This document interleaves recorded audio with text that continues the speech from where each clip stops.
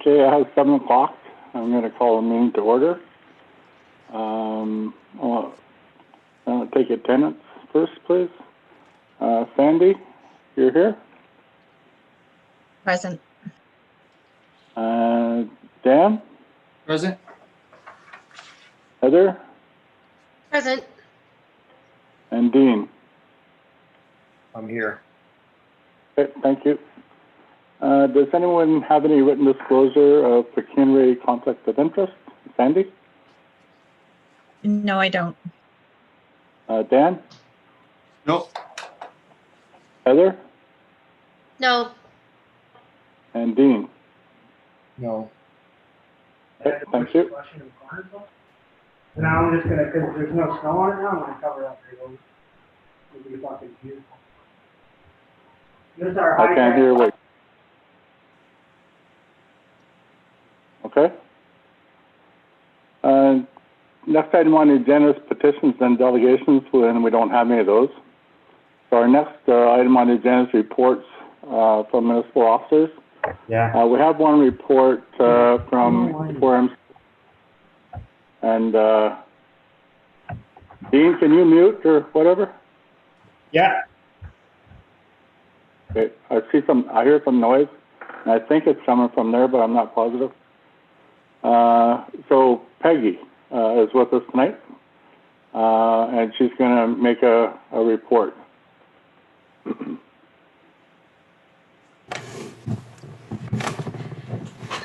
So good evening, Your Worship and members of council. I never like coming before council and having to present reports of this nature. And one of the things I always start by saying is the whole idea of the Integrity Commissioner process from my perspective is to try to help council members understand their roles a little bit differently sometimes. And so what I'm going to do, I'm going to ask a couple of things. So first of all, the report, I'm not going to read the entire thing. I'm only going to read the executive summary and our recommendations. This evening, I'm asking that council not ask any questions, that council just take the time that when they receive the reports tomorrow from Cindy, that they can read them at their leisure. And then should you wish me to come back at another date and time to discuss the content of the reports, I'm happy to do so. The other thing that we recommend always to members of council when we deal with the recommendations, council has to consider these at another meeting. Council can choose to accept or not accept any of our recommendations. That is up to council, but it must be considered. It's something that's required under the Act. The other thing I would like to let the members of council know who these reports are about this evening, they have an opportunity to make a presentation to council about the penalty, and they can, can ask council to change the penalties that the Integrity Commissioner has recommended. And they can make that presentation to council, but they cannot vote on the outcome. So just to be clear, so everyone knows that up front that they can make a presentation at a future meeting, they just can't vote on the actual penalty itself. So this evening I have 2 reports to bring before council, and the first one I'm going to start with is with respect to an Integrity Commissioner inquiry that was conducted by Darren Nesbitt, an investigator with an Investigative Solutions Network, who does a lot of, ISN does a lot of the work with E4M, and that this one is related to a request for inquiry against Councillor Olmsted.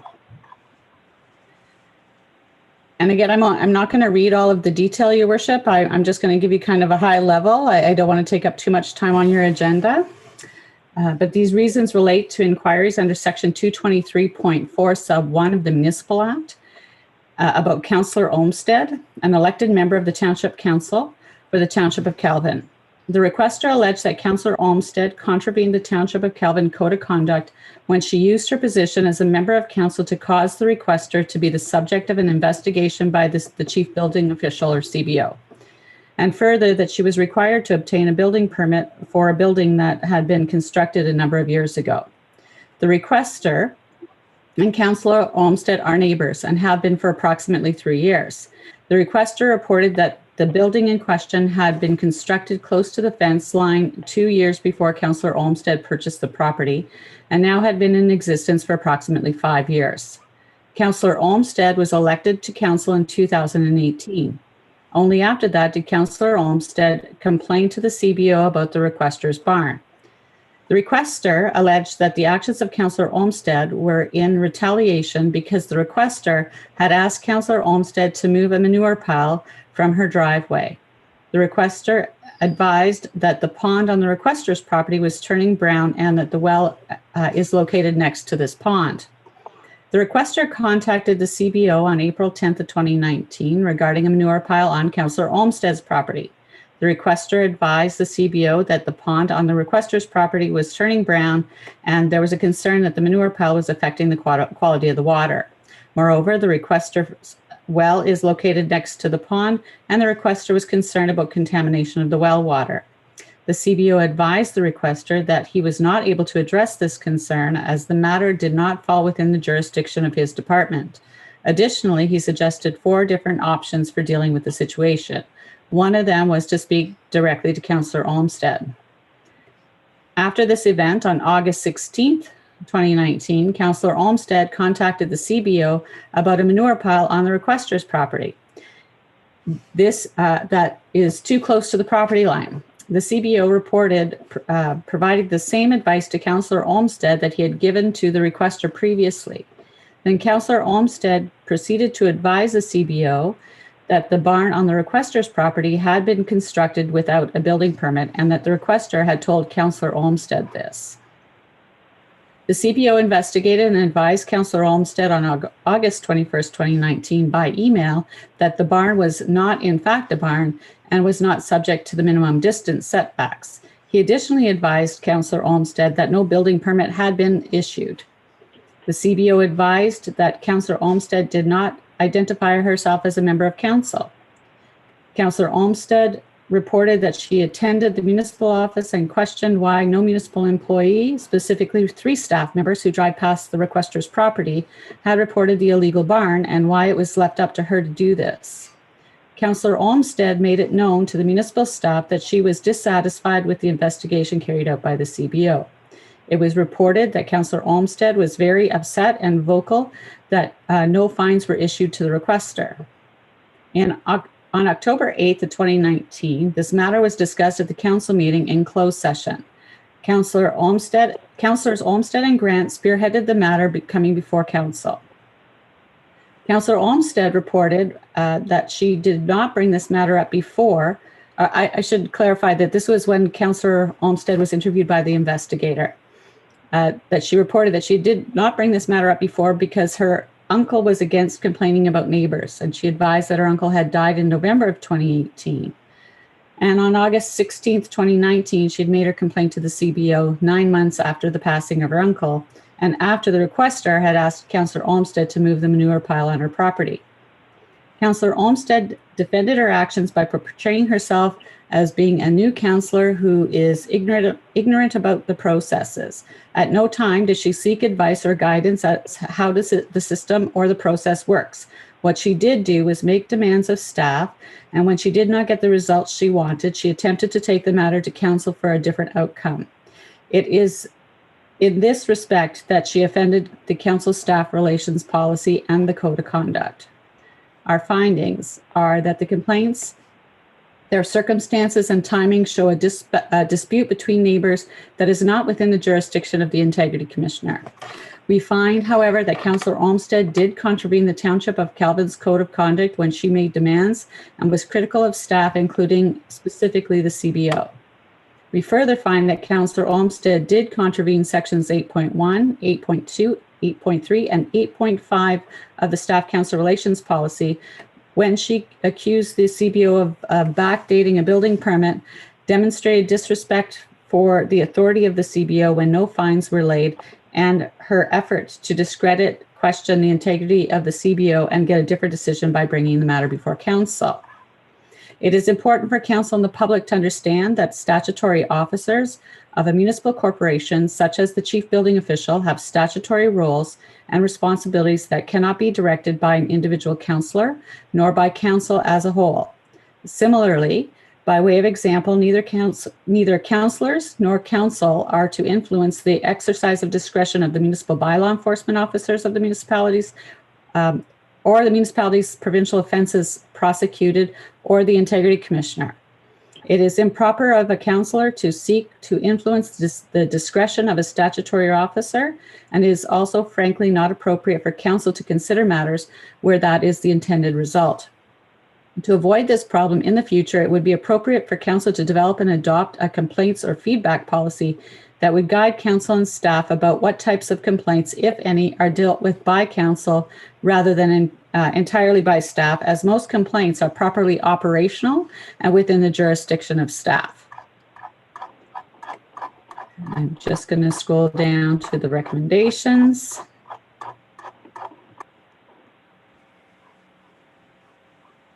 So in conclusion, members of council, like any other ratepayer or member of the public, may make complaints to municipal officials when they believe a municipal law or policy has been contravened.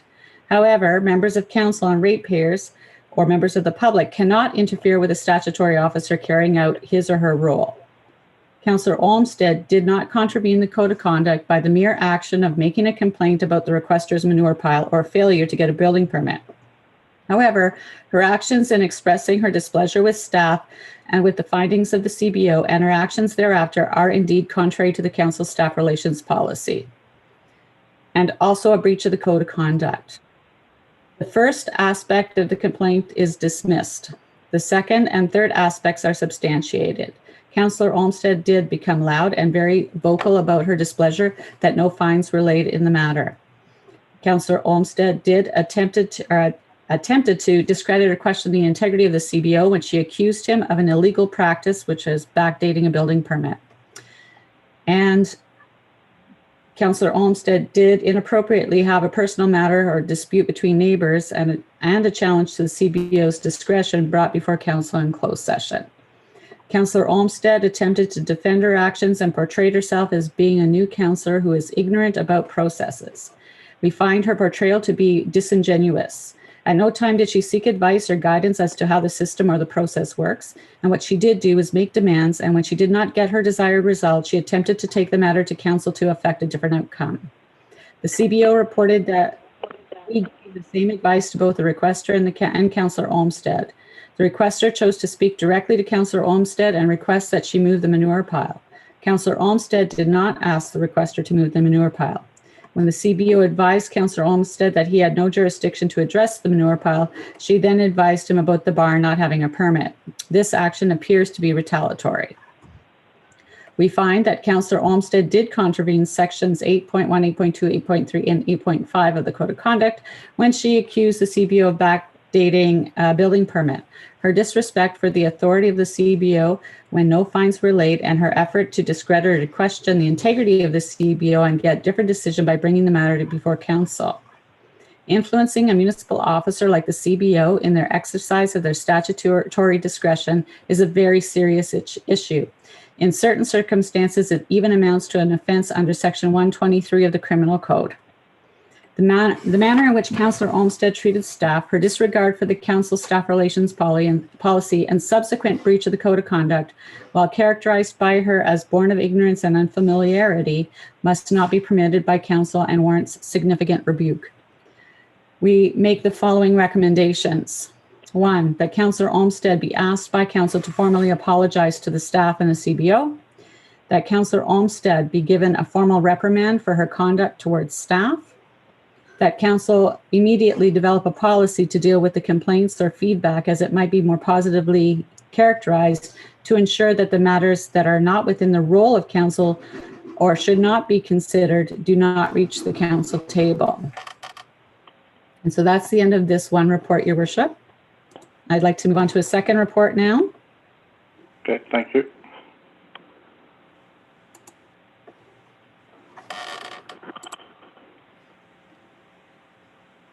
And so this report, Your Worship, is based on an investigation that was done by Mr. Sean Mahoney, who is also an investigator with Investigative Solutions Network. And this one, it relates to allegations regarding Councillor Dean Grant. These reasons relate to an inquiry under Section 223.4 Sub 1 of the Municipal Act about Councillor Grant, an elected member of the Township of Kelvin Council. The requester alleged that Councillor Grant contravened the Township of Kelvin Code of Conduct when, at the February 25th, 2020 council meeting, he participated in discussions about a complaint made by Chelsea Grant, wherein she criticized municipal employees and their inability to complete renovations to the hall in a timely manner. Further, Councillor Grant demonstrated that he was not acting in the best interests of the municipality, but instead, by his actions, influenced or raised suspicion about the influence his wife had on Councillor Dean Grant in regards to the matter. And just to be clear, that is the allegations from the requester. So the first part is on conflict of interest and improper use of influence. Ms. Grant stated that she initiated this complaint into the township because of a group in Kelvin that would like to put on a dinner event in the hall on March 21st. I received an email this morning, February 12, 2020, stating that the hall is not available for the public use until April 2020 due to renovations of the bathroom and stripping the floor. This project has been going on since the beginning of January. The group has not been able to hold meetings there because of this. Ms. Grant in her complaint criticized employees with respect to time management and because of the work should not be taking as long and that the employees were making excuses. She reported that this was unacceptable and that a solution would be for council to discuss in closed session with the clerk about the current employees they have. Ms. Grant was extremely concerned that she and the members of this group were being deprived of use of the hall for an upcoming social event that would be used for the fundraising for the Township of Kelvin. The complaint went before council at their meeting on February 25th, 2020. At the meeting, Councillor Grant debated the complaint and further proposed a motion that would see the opening of the hall ahead of schedule. Councillor Grant moved and voted in favor of this motion.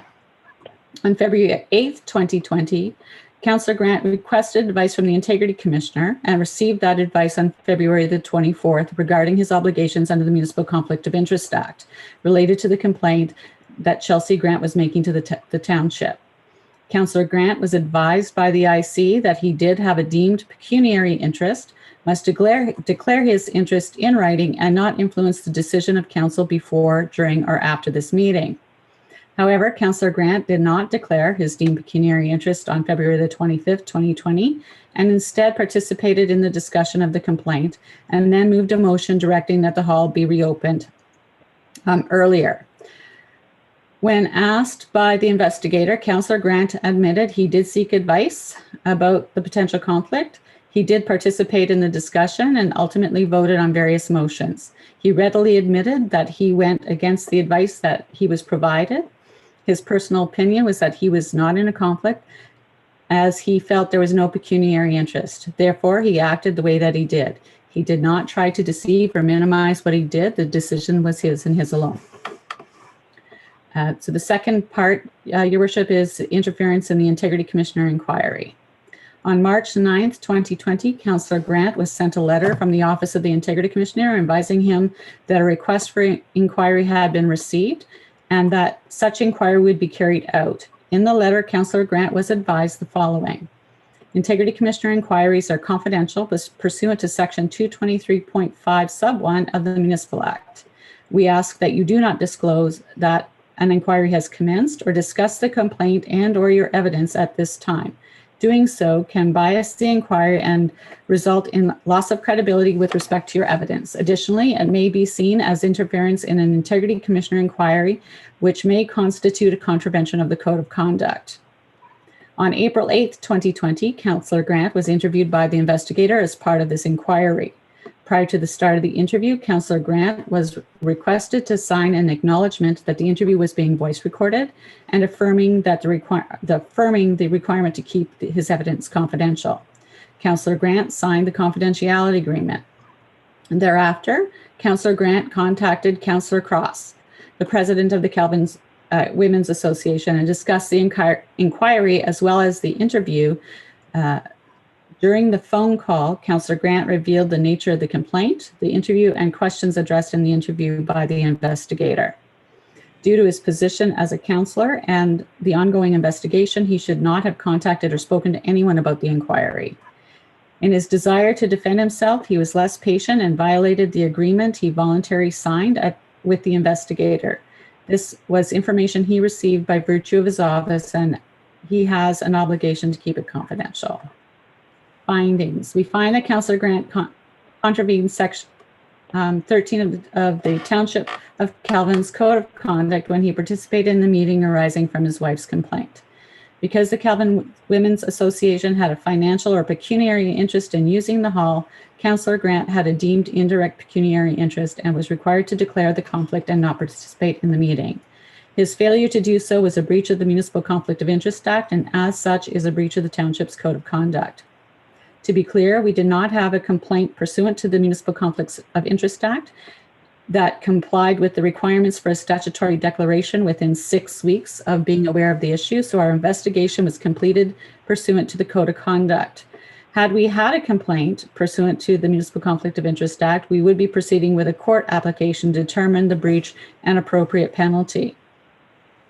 We find that this was a serious breach of the code, not only because of the conflict, which in itself was serious, but because Councillor Grant got advice about the conflict, understood the advice, and subsequently ignored the advice and participated in the meeting, moving the resolution and voting on it. His impunity aggravates the breach.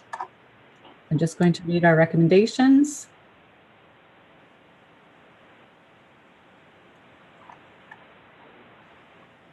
On February 11th, 2020, Councillor Grant received a staff report from received a staff report from Jacob Grove, providing an update regarding the hall renovations. Councillor Grant moved the resolution to reopen the hall early, participated in the discussion in both open and closed portions of the meeting. He clearly breached the Municipal Conflict of Interest Act and as such breached the Code of Conduct. In that he had advance notice of this issue, his breach is found to be intentional and egregious. Councillor Grant's breach of his obligations of confidentiality, even after signing the confidentiality agreement and having the confidentiality explained to him, is an equally egregious breach. Together, these two breaches should be strongly sanctioned by Council. Our recommendation to panel is as follows: that Councillor Grant's remuneration as a member of Council should be suspended for 2 months for the breach of his obligations to avoid conflict of interest, and that Councillor Grant's remuneration as a member of Council should be suspended for 2 months for the breach of confidentiality and breach of his signed agreement to keep the investigation information confidential. We see this breach as particularly significant and tantamount to an intention to interfere with the Integrity Commissioner's statutory role to investigate this complaint.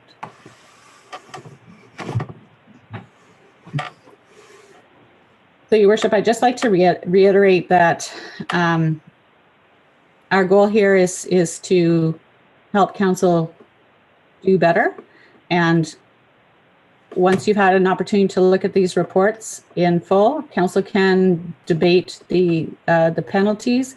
Council does not have to accept the penalties that the Integrity Commissioner has suggested. That is a Council decision. I will remind Councillors Grant and Olmsted that they may petition Council to change the penalties, but they cannot vote on that matter. I would really encourage Council members to think, once you've, I'm actually very concerned. I'm very concerned about the fact that most of you, I shouldn't say most of you, there are a few of you who are new to Council, and interfering with a statutory officer is really a significant complaint to get.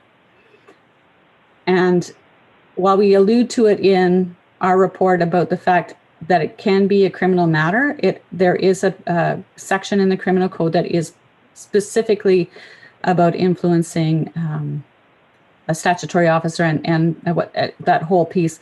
So I'm highly concerned that if council members don't change behaviors, that we're going to continually get these kinds of complaints. And I prefer not to come to council meetings to have to deal with these things. I'd much rather be coming to council meetings to talk to you about your obligations under the Code of Conduct or the Municipal Conflict of Interest Act, or to do some other kind of training that would be beneficial to council. So with that, Your Worship, I know you have a long meeting this evening. I will leave it at that, and I will ensure that the copies of the reports are to Cindy first thing tomorrow morning. Okay, thank you very much. Okay, so we'll move on to the next area of the agenda, and that would be Chris Rowley, Road Superintendent. Do you have a report for us, Chris? Yes, I do. Good evening. You hear me okay? Yes. Okay, thank you. On January 6th, we used our pole saw to cut some overhanging branches on Twilight Road, Beach Road, and Peaceful Lane. The branches were being pulled down by the weight of the snow and interfering with the lights and the antennas on top of the municipal trucks and the grader. And this pole saw is it's like a chainsaw, but it's got about a 20-foot extension to it. And you can stand on the ground and reach up and cut these branches off. And it's a pretty handy tool, works well.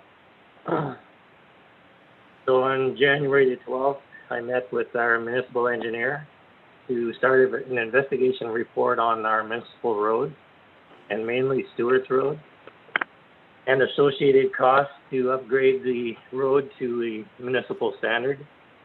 I also measured widths in other roads to be included in the report. Our municipal engineer, will bring the report forward to council when it's complete. Number 3, we're keeping the fire truck ramps accessible by occasionally plowing the snow out. We are still waiting for Bell to relocate the pole at the Wally Bridge ramp. I know that you had questions at the last meeting in regards to that. And Bell had agreed to relocate that pole to one side at no cost to the municipality. So I'm assuming now that Bell will wait till spring because the ground is frozen. So they've done the locates and marked the underground bell wire, and we're prepared to do it, but I think they just ran out of time. We're also plowing the snow down at the Ottawa Bridge fire truck ramp. There was a service bulletin sent out by Toromont to replace the DEF pump, and that's the diesel exhaust fluid pump on our new grader. Apparently the original pump was subject to failure, although we didn't have any problem with it. This was completed on January the 18th under warranty, and the new grader was also due for its 500-hour service, and that has been completed by the Toromont mechanic on February 3rd. And as of the number 5, as of the COVID-19 lockdown order, the municipal roads crew have a letter in hand prepared by the municipality stating that we are employees of the municipality and we are essential service workers. So this is just in case we got stopped by the police or during the lockdown, we could present this to them and they would know that we're essential workers. So number 6, I removed the carbide blade teeth or tooth ice blades on the grader and installed a straight cut blade to help improve and remove the slush on the main road during the freeze-thaw period we were experiencing in December. I have graded all the year-round maintained roads as well as winged the banks back on all the year-round maintained roads to improve visibility and make more room for more snow. As of January the 21st, we have reinstalled the carbide ice blades to better cut the frost heaves as the weather has now gotten colder. Number 7, the last week or so has been pretty non-eventful with nice cold weather and no snow. We have been mainly only sanding as needed. We also have been taking advantage of the opportunity to check over equipment. For example, fluid levels, greasing, checking wear blades, and be ready for the next storm, which this was wrote prior to the weekend, and I was off this weekend, so our two roads crew guys were out busy Saturday and Sunday. And that's all I have for my roads report. Thank you. Thanks, Chris. And Sandy, you have any questions of Chris? No, I don't. Dan? No questions? Any questions, Heather? Yeah, what other roads did you measure? I measured some on Suzanne's Road, Donald's Road, and Potteler Road. And I Okay, think thank I you. measured some Oh, sorry, on Bruley Road also. Thank you. Anything else, Heather? No, that's it. Thank you. Okay. Any questions, Dean? No, I don't have any questions. Okay, thank you. Thanks very much, Chris. Thank you. Next person up is Dean Maxwell, Fire Chief. Are you still with us, Dean? Yeah, can you hear me there? Is my Yes, video up? very well. Here. All right, so for the month of January, our meetings have been limited to, I shut it down pretty well. We started the meetings just 5 guys. So we're doing one, either a captain or myself or Renee, and then 4 firefighters. So we're doing particular training for the guys. So for the month of January, we had 2 calls, 2 MVC calls, which were related to bad highway conditions. So on January 13th, we had an MVC at Pimsey Bay. It was caused from black ice right at the turnaround there, where they have the little camp, the little traffic stop area where they have the rest area. So we were on scene there for about an hour and a half. There was no extrication needed, but the OPP did close the highway down until the highway crew could put enough salt down to make it safe for the highway to be reopened. The vehicle was not towed at the time. It was left there till they could do it safely in the morning and daylight hours. On January 19th, we received another call on Highway 17, just 2 kilometers east of 2 kilometers west of Highway 630. So it was probably just a kilometer apart from where we just had our last one. Again, there was no extrication needed here. We ended up having to do traffic control. And the guys were there for a little over an hour, and then they were released by OPT and returned back to Firehall. So like I said, on January 21st, we had our first meeting.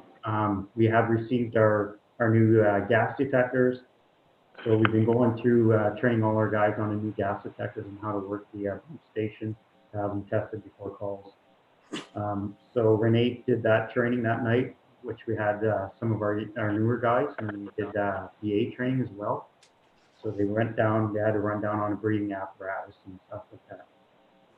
On January 28th, I had personally trained that one. It was, we had an Auto X that we have just what's left of our car we have at the township landfill.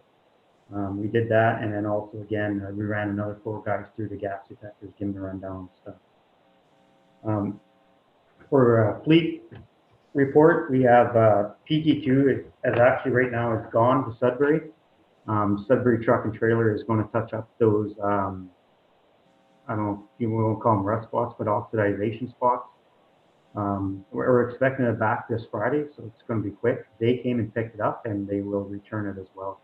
So I'm waiting to see what the results are from that. I'm hoping it's going to be good.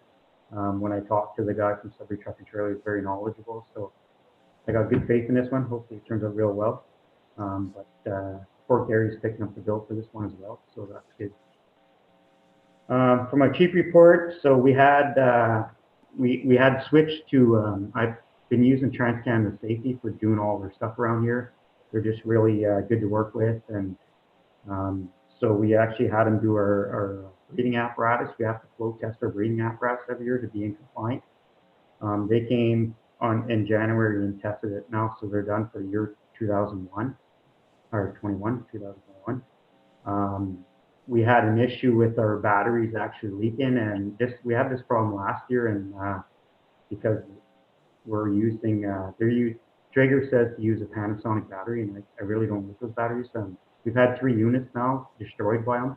The battery leaks, and last year that cost us $700 because each one of those little heads-up display units in our mast, they're $300 a piece. So what ended up happening was TransCanada Safety, he actually had a couple test units, and he replaced it free of charge, which was nice. Where the following company didn't do that for us. They actually gave me a real runaround, and I had a little fight with them last year. So that was good. It was good service. The guy did a really good job. He replaced some strip screws. There was the fire department from Perry Sound, I think, had some batteries left over. They sent this forward to us, so we didn't have to pay for any batteries as well. So right there, you know, we saved $400 just in that repair. So that was good for us. Every little bit helps, right? So when we don't have to pay for a heads-up display, they're $350 a piece. So that means a lot. So it's good service, and I'm looking forward to working with them, and I'm hoping that that will continue. For the month of February, I have in-service coming to the fire hall here. We're getting all our bunker gear tested, and what they do is they go through all the gear, make sure that all the gear is good, clean, and they give us a list at the end of the evaluation and tell us what repairs need to be made, and then I work on that list from there with the money that we can afford to do. Last on my list, in your package, I got a quote on a new bumper. Port Gary was talking about a lease to own program. So I just wanted to bring these numbers towards you so you can kind of see what a new bumper's worth. It topped out around I thought it was going to be a better interest rate and it was going to work. The numbers were going to be better. The numbers obviously aren't that great. They're really high. I don't see any benefit to this lease to own program. The interest rates are not good. The prices, that truck last year, this year it was $392. Last year, that truck was $340,000. So that truck has actually gone up $50,000 this year. So our truck's aging. We know we have to replace it, but I just thought I'd bring these numbers by you so you can kind of see what a new bumper is. I'm keeping my eye out for a used bumper. Maybe I think that's probably where we're going to have to go. A new bumper is the way to go because in the long term, it actually costs us less money because there's less repairs and stuff. Like I said, the bumper last year, for the last 5 years, we even put $5,000 into it. So the repairs have been adding up, and it's not even that at stage now. It's more of we can't get the parts anymore. The Brigadier was a small run truck, and the parts are getting harder to get. So I'm trying to keep my eyes out for a used one, and if I see something that's worthwhile us investing in, we'll bring that towards council's attention. But besides that, I have nothing else. Anybody have any questions? Or Andy, any questions? No questions. Dan, any questions from you? No questions?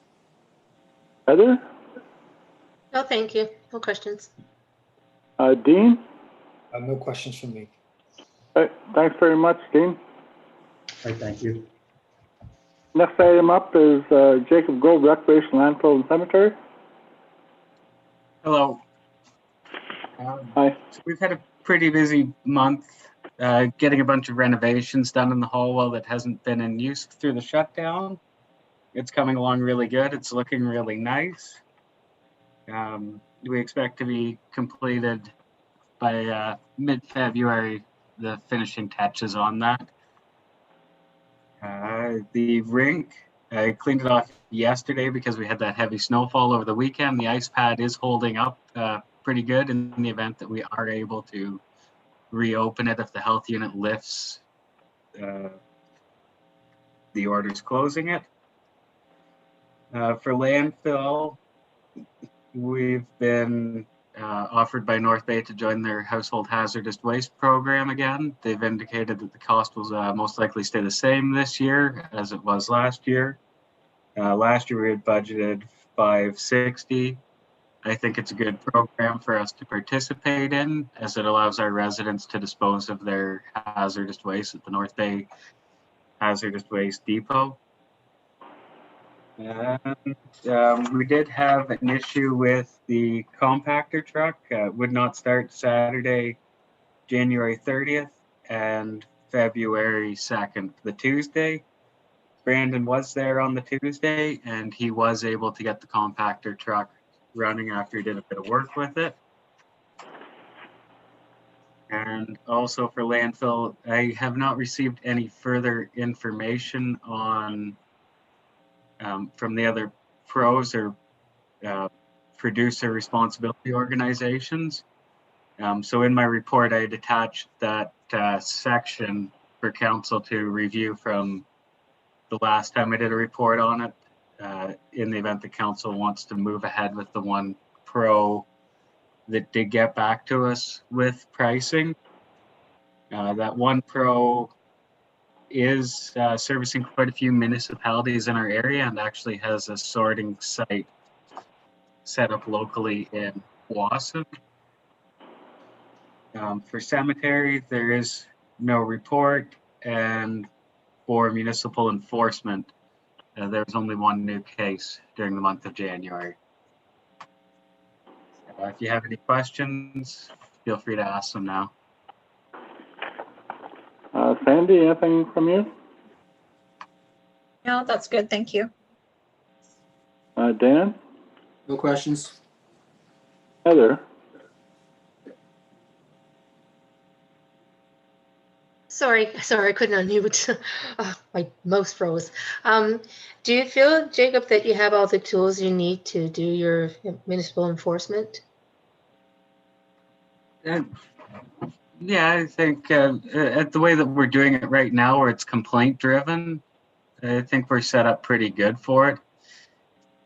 If council wanted to go more to proactively looking for violations, then there may be stuff to consider in that.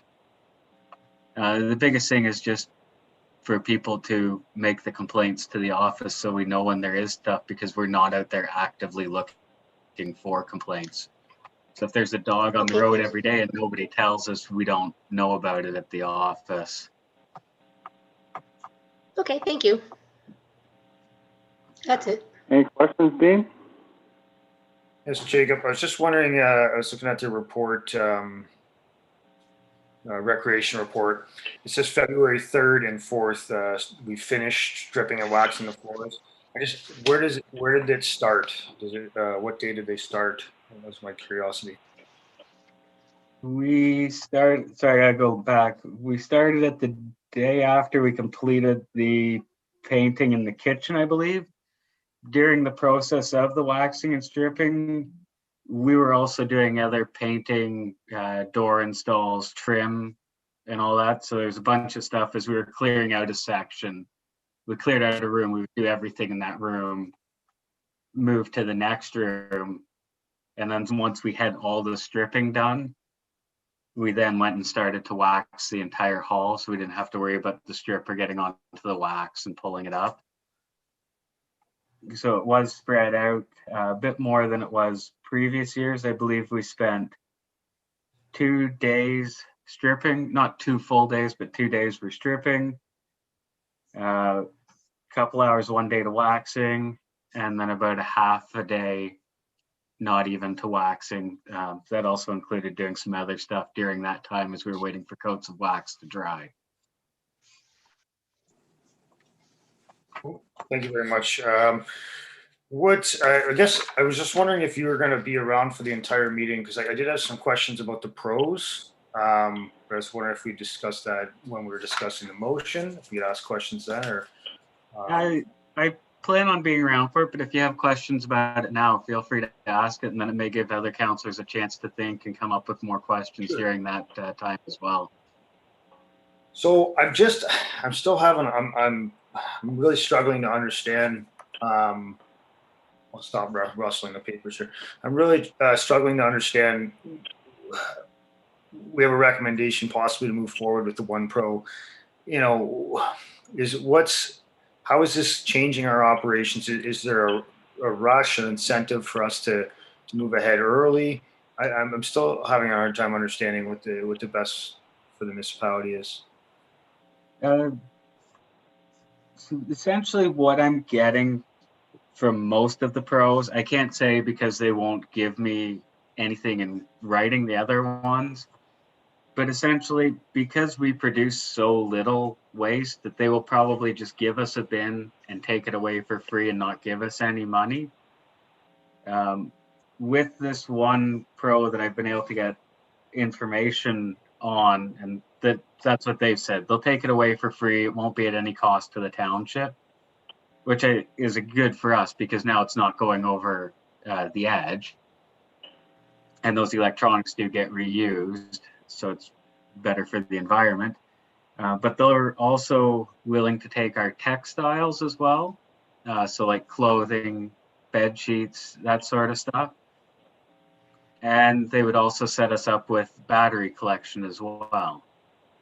So it would actually include more stuff in the bin. And if we can start to produce more weight, that they're coming more frequently, that it's not costing them, then that potentially puts us in a situation where we can negotiate for a better, instead of taking it for free, maybe we'll get X dollars a ton because we're sending out 2 or 3 bins a year instead of 1 bin a year. Thank you, Jacob. I guess you don't have to answer this now. I am looking to understand how that affects us in the budget side. Are we losing revenue on recycle, or are we saving revenue by not having to haul away? Like I'm just trying to understand on how this fits into how this is altering what we're doing now in terms of costs and labor and in recycle refill. So I don't have the sheet in front of me because I'm doing this from home, but I just got the sheet from last year's bin that we sent out in November. We did get paid for it. It was, I want to say between $400 and $500. Don't quote me on it. That we got for that bin of recycling. So we would lose that revenue. But if we don't continue to do electronics, then those electronics would start to go over the edge, and that would take away life from our landfill, which would eventually cost us in establishing a new landfill site.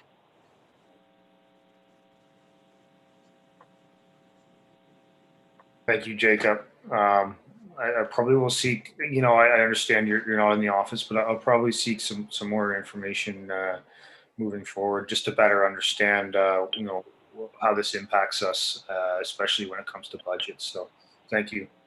Yeah, if that is something the council would like, I can provide them with the actual numbers, the weight that we shipped out last year and the revenue that we got from it, so that you have that. To see, I don't have that with me, or I would provide you with that information so you had exact numbers to work with.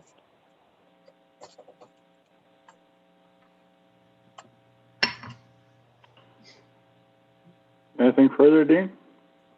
No, just that I am interested in just learning a little bit more about this transition and what this means for our landfill, in case we want to make any changes. So I am eager to learn a little bit more, and maybe those numbers would help me understand what's happening here. So thanks, Jacob, for that information, and I may have some more questions for you in the future. Okay, thank you. Jacob, do we have an option of continuing the way we are with the current? No. When they picked up our last bin, they did not drop off another bin because the Ontario Electronic Stewardships, I believe is the right name for them, was ended December 31st. So they weren't going to put another bin up because we wouldn't have enough.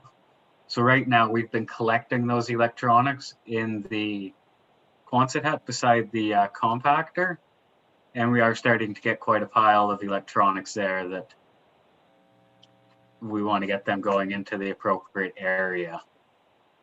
Right. So it's something we need to proceed with then. Yep, thank you. Next item on the agenda is reports from committees. We don't have any of those. After that, we have action letters. And the first action letter we have is to adopt the minutes of our regular. Oh, there's one report here too from Pauline. Did everybody get a chance to look at that? It was good. Pretty informative, actually. I did have a comment on that, Mayor Pennell. Go ahead. Thank you. I just, it's directed to Jacob, and I think this is great. I would like to thank you for the reports, and they're more detailed, and I appreciate that, to understand what's happening. And this is quite a detailed report that I see from the landfill hours. And but I think it's good to see with the explanations and whatnot that are here. And I'd like to see how this, I guess my main question in the past was, we've removed a service of sorting, and I'm interested in how that's impacted costs and labor resources. And I don't know if this answers that question. I think that, council should consider, and maybe David can help clarify that question, is to see, my understanding is that we removed the service, but there wasn't a significant savings in labor, right? And if that's the case, which I believe that it appears that it might be the case, then, I think that it's important for council to consider that, bringing that service back when we can. And that's kind of where I'm at with the landfill. I'm interested in that service level, and having those discussions on whether we're going to bring that the staff sorting back at some point, or whether we're going to continue with this resident sorting. Thank you. Okay, thank you. Are you wanting me to answer? Oh, I seem to be frozen. Sorry. If you have an answer, go ahead. Yeah, so I don't have the exact numbers with me. I had gotten them for a previous council meeting where I thought this may be a discussion, but there was what I consider fairly significant savings in wages with the reduction of employees there. There also has been a very significant reduction in the amount of recycling that's going out. I believe we're down approximately 5 tons of recycling out of the normal 20 tons that we send out. I was planning on trying to get a report together for council, hopefully for the next meeting, so council could review it. And then if there is any discussion, discuss it at the March 1st one prior to getting into any of the budget stuff. So hopefully that will give Councillor Grant some of the information that he's looking for with this. Would that be okay with you, Councillor Grant? Yeah, Jacob, that's exactly what I had envisioned. I think that's fantastic, because I think it's we had like I call it an involuntary experiment, and I'd like to see the results of that experiment to see if we should consider what we do in the future for the sorting. So I appreciate that report. That sounds interesting. Thank you. Yeah. Sandy, would you have any questions? This might be a silly question, but if there's less recycling going out, does that logically mean that more of that recycling is actually going into the landfill? Jacob? Yes, I would believe, because council's passed that resolution to no longer enforce the resorting of recycling, that people are taking advantage of that and dumping those recyclable materials over the edge now, which would again affect the life of our landfill. Okay, thank you. Dan, anything you want to talk about? Yes. I think it's time to review how the whole landfill site is being managed, not managed, but being operated. We did, I thought, maybe my memory is incorrect, but I thought we made a clear directive that we wanted to see 2 employees there most of the times. And there is quite a few times when there's more than 2 employees. And I know there's an explanation for some of them. Some of them make sense, and some of them, there's no explanation made. But the fact that we're cutting cards and staying extra hours to cut cards, I don't understand why we're doing that, because I don't think the numbers are accurate. I don't think we're collecting any money from anybody because their card is filled. I don't think anyone's card is getting filled up. So I don't understand why an employee is staying for, there's one example, 4 hours extra to cut cards. So these cards that no one's using. I mean, maybe we should just suspend the card system until the COVID situation is done. If it's causing extra employee time, I mean, it's not a lot, but it seems like it's extra work, and it seems like they have other jobs to do. And there's incidents that happen that where there's still 2 employees there, but someone puts the wrong recycling into the wrong bin. That seems like something that shouldn't happen with an employee there. They should have an eye on that. That type of mistake that can be quite costly and quite hard to fix again. So I just thought reading about that was an interesting one, but I mean, you know, another departments get written up for stuff like that. So I don't want to see more because I'm afraid the integrity commissioner come after me. But I just think we have to look at how we're operating the landfill site, and there's some things going on there that could be more efficient. Okay. From talking to Pauline, she always has been using the cards. Okay, even though we don't have the cards, she's looking after that, so she knows how much each resident has used, and that's keeping records, what we were asking them to do, right?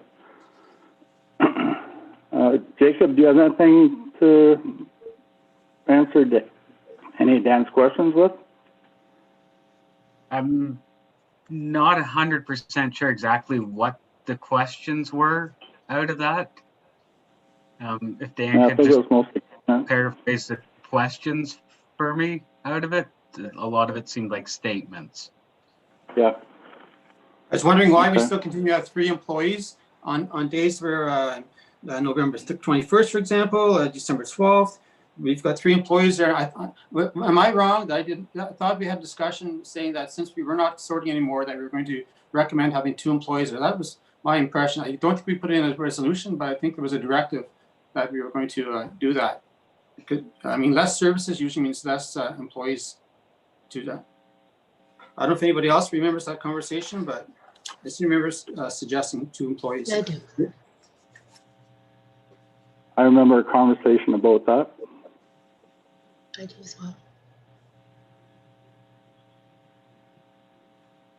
Okay. Anything from you, Heather? No, I think it was all covered. Thank you. Okay, thank you. Anything further, Dean? Oh, nothing further from me. Thank you. Thank you. Now we'll move on to adopt the minutes of Tuesday, January 26th, 2021. I'll need a mover and a seconder for that. So Heather, can I get you to move that one, please? Sure. Yep. And Dan, could you second that one, please? Yes, I can. Thank you. So we have the resolution moved by Heather, second by Dan, that the minutes of the regular council meeting held on Tuesday, January 26, 2021 be hereby adopted and signed as circulated. Any discussion? Sandy? No discussion. No discussion. Dan? No discussion. Heather? No discussion. And Dean? No discussion. Okay, so I'm going to call on a vote to carry this. Councillor Cross, do you vote yes or no to accept this? Yes. Councillor Maxwell? Yes. And Councillor Olmsted? Yes. And Councillor Grant? Yes. I vote yes as well, so this resolution is carried. Thank you.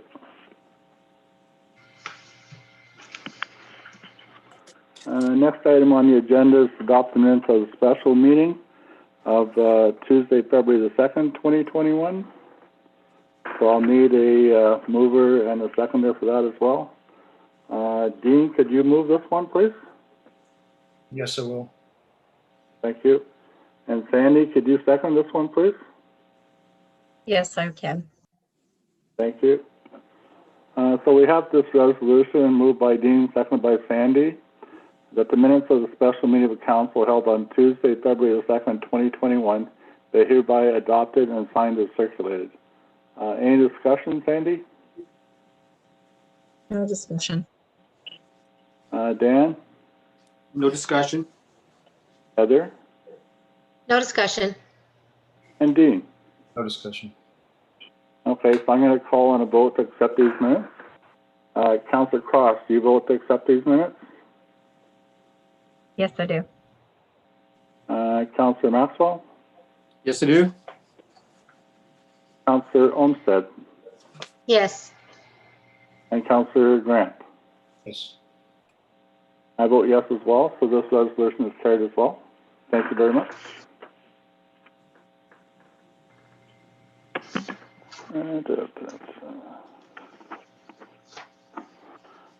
Next item on the agenda is bylaw 2021-004. It's a bylaw to adopt the siting and telecommunications facilities policy. I'll need a mover and a seconder to bring this ahead. Councillor Cross, can you move this one? Yes, I can. Thank you. And Councillor Maxwell, could you second this one? Yes, can. Thank you.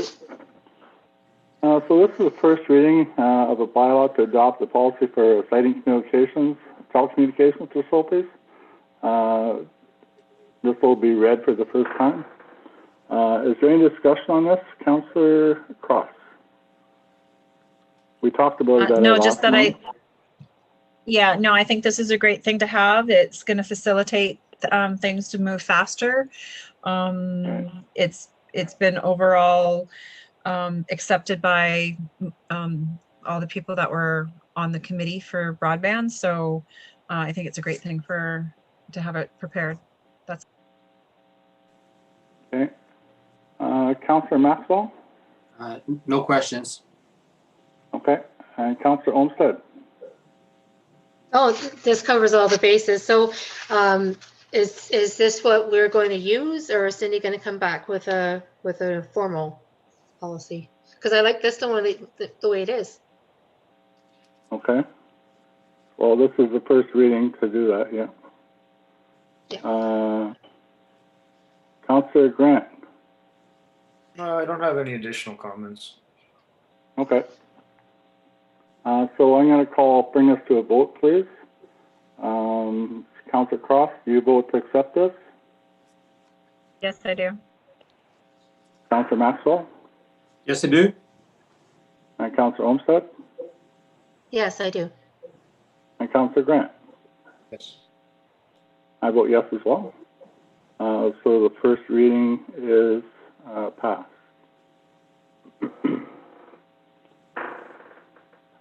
So I need a mover and a seconder for the second reading. Councillor Grant, could you move this one, please? Yes, I will. Thank you. And Councillor Olmsted, could you second this one, please? Yes, I can. Thank you. I saw you nodding there, so. So this is the second reading of the bylaw to adopt the policy for siting telecommunications facilities, and this will be the second reading. I'm going to call for discussion again. Councillor Cross? No discussion. Councillor Maxwell? No discussion. Councillor Olmsted? No discussion. And Councillor Grant? No discussion. Okay, so I'm going to call for a vote to accept the second reading. Councillor Cross, do you vote yes or no? Yes. Councillor Maxwell Yes. and Councillor Olmsted Yes. and Councillor Grant. Yes. I vote yes as well, so that's the second reading is carried. Thank you very much, guys.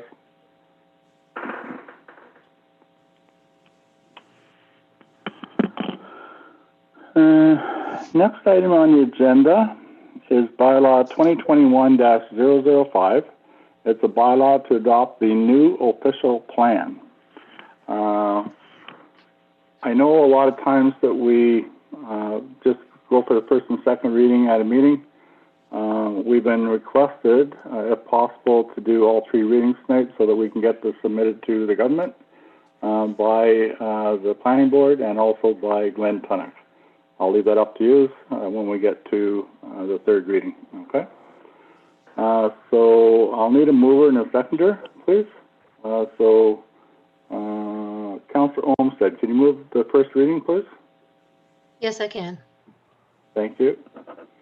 And Councillor Cross, could you second this one, please?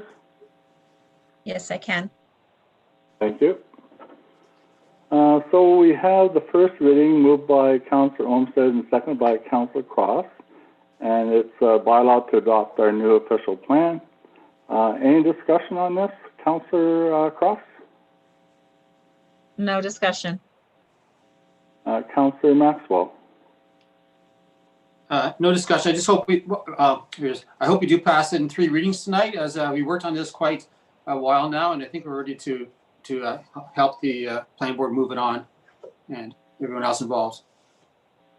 Okay, thank you. Councillor Olmsted? I agree. I would like to, but there's just a couple of typos and stuff I'd like to address, just to make sure that we have the best product to give to our ratepayers. I don't want it to look rushed, so it's just really easy fix. So there's a typo on page 22, the fourth paragraph. I assume that he meant set. And then page 32, is it necessary for the font to be so small? I think it's an easy fix just to bring it up larger to the page so that it's very legible. Page 36, I'm not sure if that's going to be our landfill for 20 years because everything could change. We could probably leave that open-ended. And then page 103 to 107, the indexes are still not legible. Most of our residents don't have the internet, much less a computer, so it may be legible on the digital copy, but on the written copy, I would expect it to be legible, the indexes. And that's it. But I like it. Councillor Olmsted, which index are you talking about? What page? The index is on page 103 to 107.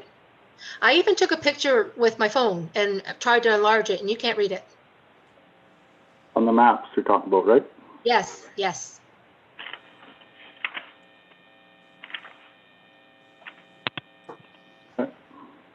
I'm not sure if these were the latest maps that Sandy got. I know she had requested new ones, so I'm not positive about that. Yeah, I just want to make sure that we send out the really good version, right? Yep. Good. Mayor Thanks Pennell, can I also answer a question about page 32? Please. Okay. So page 32 was shrunk. It's actually on a legal page, but in order to put it into your packages so that it wasn't hanging out and getting ripped and everything, I shrunk it. So in a paper copy, somebody would get it in a legal size document, so it would be bigger. Awesome, thank you. That's all. Okay, great. That resolves everything then? Other than the indexes, yep, that's all my problems were. Yep. Are the maps the same scenario, Cindy? That I'll have to ask. The copy that I received, they're letter size, so they're small. So 8.5 by 11? Okay. Yes. All right. Anything further, Councillor Olmsted? No, that's it. Thank you. Okay. Councillor Grant? I hope it's, I think that the spelling mistake should be fixed, and if there's any others, and I hope it's the latest version, seeing as we're looking to pass it tonight. And I definitely think it's been a long process, but if there's comment, I think it should be allowed myself. So I'll be doing 2 readings myself, and yeah, thank you. Okay. Okay, so that's discussion. So I'm going to call for a vote to adopt the first reading. Councillor Cross, do you vote yea or nay? Yes or no? Yes. Councillor Maxwell, yes or no? Yes. Councillor Olmsted, yes or no? Yes. Okay, thank you. Councillor Grant, yes or no? Yes. Yes? I vote yes as well, so the first reading is carried. So I'll need a mover and a seconder for the second reading. So Councillor Maxwell, could you move the second reading, please? Yes, can. And Councillor Grant, could you second that, please? Yes, I will. Thank you. So we have a second reading moved by Councillor Maxwell, second by Councillor Grant. This is a bylaw to adopt a new official plan. Is there any discussion, Councillor Cross? No discussion. Okay. Anything from you, Councillor Maxwell? No discussion? Councillor Olmsted? Are we sure that a perfect copy is going to go out if we send if we do the 3 in 1 readings? Or, the 3 readings in 1 meeting, sorry. Are we sure corrected copies will go? Is that what you're saying? Like with the tweaks that, because I mean, we asked for the tweaks to be addressed before. I just want to make sure that they are. Right. Okay. What's your thoughts on that, Cindy? If we brought it forward, the points that Heather has made here, do you think those questions could be made? Yes, I'm quite confident that Mr. Tunnock would fix the typos. Okay, thank you. Any further discussion, Heather? No, thank you. I just wanted to clarify that. Thanks. Okay. Councillor Grant, any discussion? No discussion. Okay, thank you. So I'm going to call second reading for a vote. Do you vote to accept the second reading, Councillor Cross? Yes, I do. Thank you. And Councillor Maxwell? Yes, I do. And Councillor Olmsted? Yes. And Councillor Grant? Yes. Thank you. I vote yes as well. So the second reading is carried.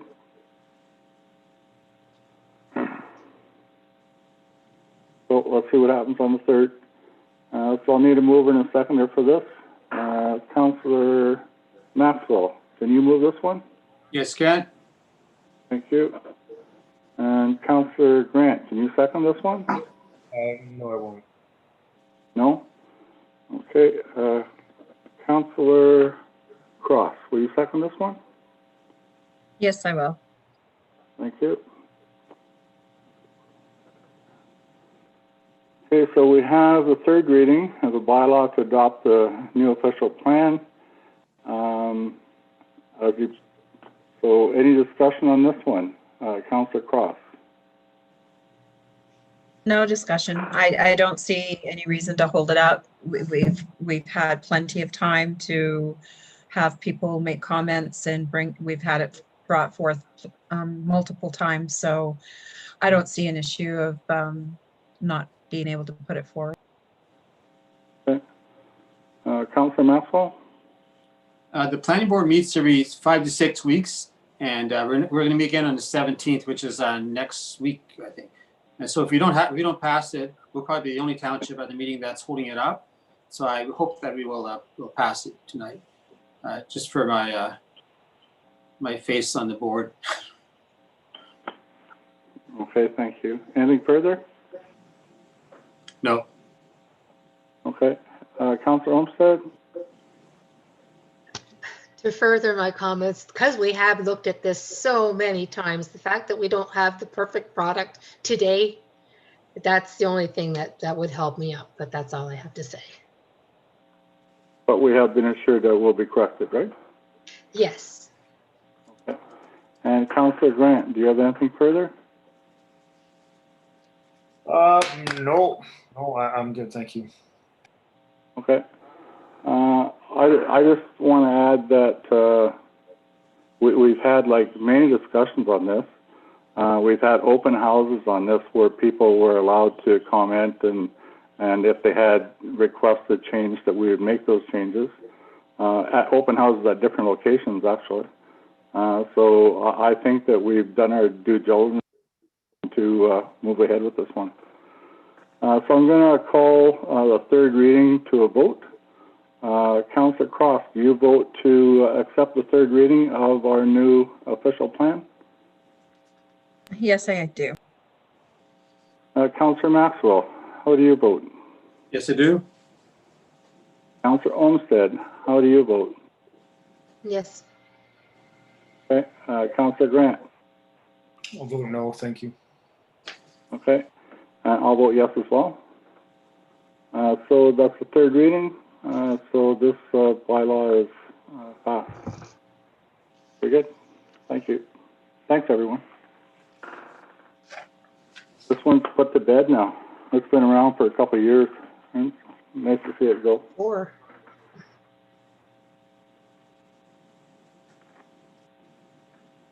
Okay. Thank you for that.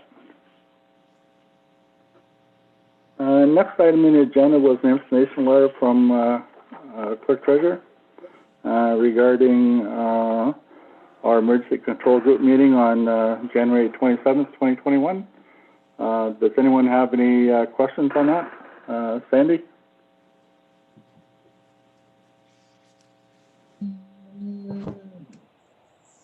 Sandy? Still no word on. Yeah, no, I firmly agreed with asking the health unit to see if we could get more information on local cases. It's very broad. I think if we have COVID cases in Kelvin, I think it's important that our residents know. They don't need to know who it is, but that it's actually here. And hopefully someday they'll respond to Cindy's request. Yeah. We have, like, that's not our decision as the board. That's the decision of the health unit, right? So, Councillor Yeah, Maxwell? no, I understood that. Okay, thank you. Councillor Maxwell? No comments. Thank you. Councillor Olmsted? I find the radio is a very good resource if you want more information. Probably better they actually named the apartment building that they had an outbreak in North Bay. So I watched the news and I listened to the radio, the local station, and it's close. But thank you. No, it's good. Thank you for trying to be proactive on our part, Cindy. Thank you. They did name That's that all. building though, right? Lancelot? Yep, they did. Yes. Okay. I think there was 19 reports there tonight. 19 Yeah, and cases. 2 are for the variant. Yeah. They also closed down a school in North Bay today, right? It was either... Yeah, there was one positive. Mhm. Yeah, I can't remember which one. Sunset Park. Yes. Councillor Sunset. Grant. I don't have any additional comments. Okay, thank you.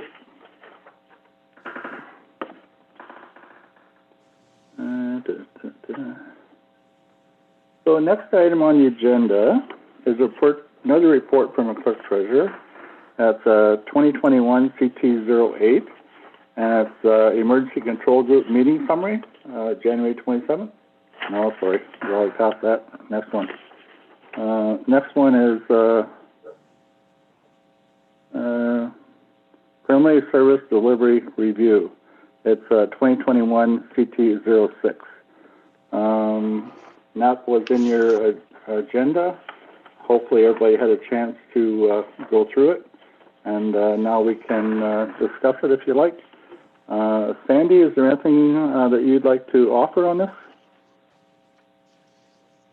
I do think it's a good idea that we have a policy made. I think it would give really good direction for staff and also council to know what we expect to be the forefront of what we want them working on. I think there's been confusion in the past. And myself included. So I do like Cindy's recommendation. I'm just not sure how we go about doing it. Okay. Dan, any comments? No. Heather? No. Okay. Yeah. Sorry, I thought you said no. Sorry. I have a question down at service standards. The bottom dot that says embedding citizen service standards. What does that mean?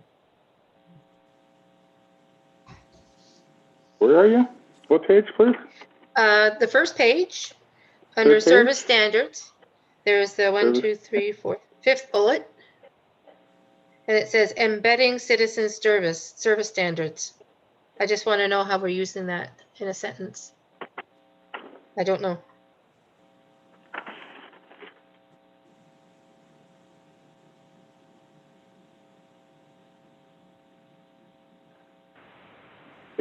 What heading would that be under? Service standards? Page On one. Page one. Okay, Yep. I was looking at page 3. Okay. Embedding citizen service standards and performance measurements in all business plans. I guess expectations. I'm thinking that's what that would be. Yeah, I just wonder if that's the word that we want to use, but because to me that's, yeah. That be your understanding of that sentence, Cindy? Correct. And those are my words, not, Oh, I'm not putting anybody's words, any words in anyone's mouth. Those are my words. So Okay. oh, that's, yeah. okay. We'll change that one then. Okay, so I'm like, what do I not get in this? I'm reading, I'm like, I just don't understand. Okay. But no, it's a good report. That's all I have. Councillor Grant. I was happy to receive the report. I'd like more time to review it myself. I think the recommendation could be a positive thing.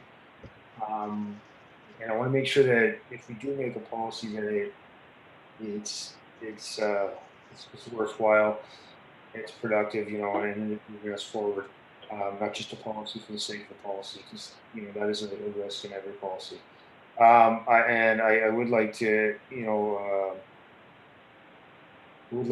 point out the first paragraph, and I think it's well worded, and that is a good focus and a great place to start. And I hope everyone, all the employees and councilors, get on board with these types of discussions to create a better team environment amongst everybody that's involved in municipality. So appreciate that, and looking forward to spending more time reviewing it, and I'm sure I'll have some more comments. Thank you, Cindy.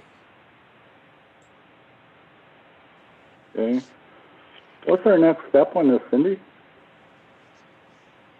If council would like to take the recommendation, then we can proceed with putting together a policy. So I can make a draft from the information that we've collected here. Then we can start prioritizing. There's a number of different avenues. Sandy, you in agreement to do that? Yes, I am. Councillor Maxwell? Yes, I am. Thank you. Councillor Olmsted? Yeah, I am. Just keep it simple.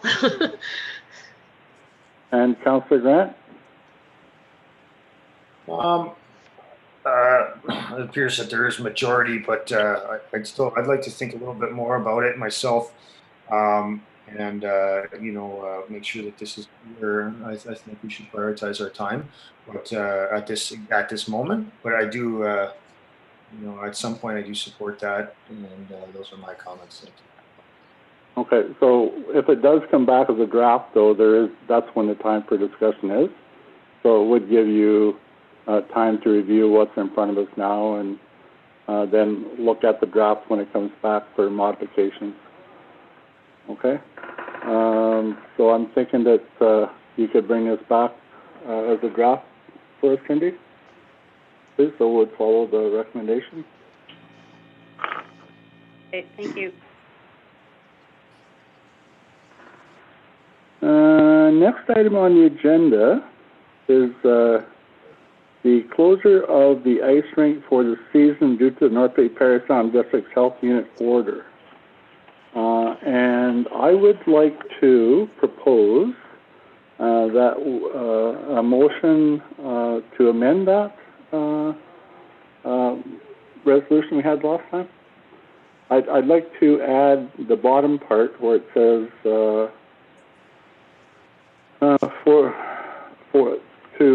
okay, so now be it therefore resolved that council hereby directs staff to close the Corporation of Calvin's outdoor public ice skating rink located at 1355 Peddlers Drive for the season, unless the closure order is lifted by the North Bay Parry Sound District Health Unit.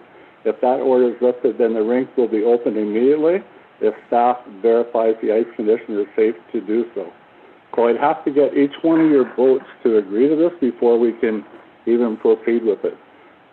So would you agree to this, Sandy? Yes, I would. Dan, would you agree to it? Do you have it open? Yeah, it depends on, I guess, I hope we have more discussion on that, but yeah, I would agree to that. Yes. Okay, thank you. We'll have more discussion in a minute there. I just need to, if you accept the amendment, right? So if you don't accept the amendment, then we go back to the original resolution, all right? Okay. So, Councillor Olmsted, do you accept the amendment? I'll accept the amendment. And Councillor Grant, do you accept that amendment? Yes. Okay, thank you. And I vote to do the same. Yes. Okay, so now I need a mover and a seconder for this, please. So, Councillor Grant, can you move this one? Yes, I will. Thank you. And Councillor Olmsted, could you second this one? Yes, I will. Thank you. So we have a resolution in front of us moved by Dean, second by Heather, that we talked about at the last meeting, but there's been an amendment to it. So is there any discussion around this new resolution, Sandy? I think the idea of having the ice rink still available, if possible, the temperatures have been very cold at night. I think we still have some cold weather to come, and if, keep our fingers crossed and everything's lifted and people can start enjoying it. So I'm fine with this. Okay. Councillor Maxwell? Yeah, I think the stay-at-home order has been extended to the 15th. I think it's the 15th, 15th or 16th. So that's after Family Day. Yeah, it'll probably take a couple days to get the rink back in shape if it was to be opened at that time. There's a few weeks there. I would be okay with that. Yes. Thank you. Councillor Olmsted. I would just have concern. Yeah, just if Jacob thinks he would have the time, if we did get it lifted on Tuesday to get it ready, like, I don't know if Jacob would have time. It's my understanding that they've been keeping the rink shoveled, okay? Not really close to the ice, so it doesn't encourage people to skate, and it protects the ice from sunshine. But they could be ready to go in a fairly short period of time. Okay, thank you. Councillor Grant? Yeah, I think I appreciate the amendment. I'm always supportive of opening the facilities to the public, when we can. And I think hopefully, fingers crossed, that he'll be skating coming up this week. It'd be nice to utilize that the resource we invested. So thank you. Okay, so as Councillor Maxwell noted, that decision hopefully will be made next Tuesday by Dr. Chirko, and then we'll have skating again. So I need to bring this to a vote. So Councillor Cross, do you vote to accept this amendment and for this resolution, to carry it? Yes, I do. Yes, I do. Councillor Maxwell, do you vote to accept this resolution? Yes. Councillor Olmsted, do you vote to accept this resolution? Yes. And Councillor Grant, do you vote to accept this resolution? Yes. And I do as well. So this resolution is carried. Thank you very much, guys. Appreciate it.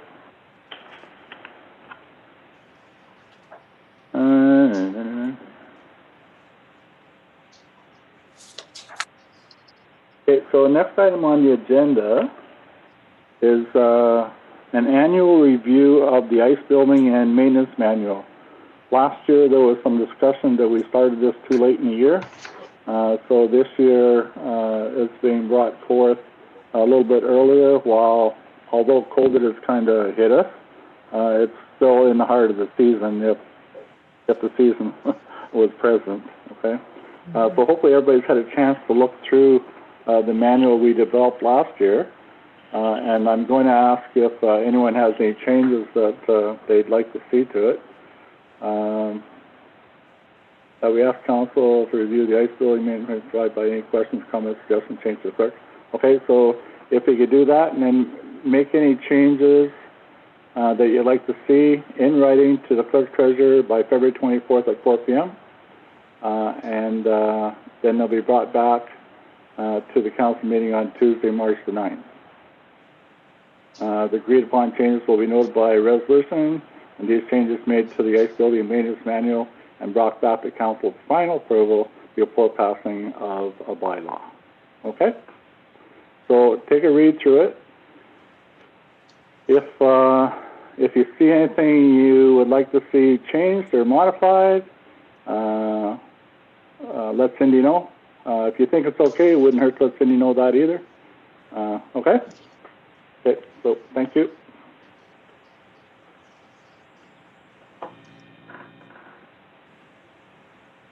Sorry, I just gotta let my dog out. Okay.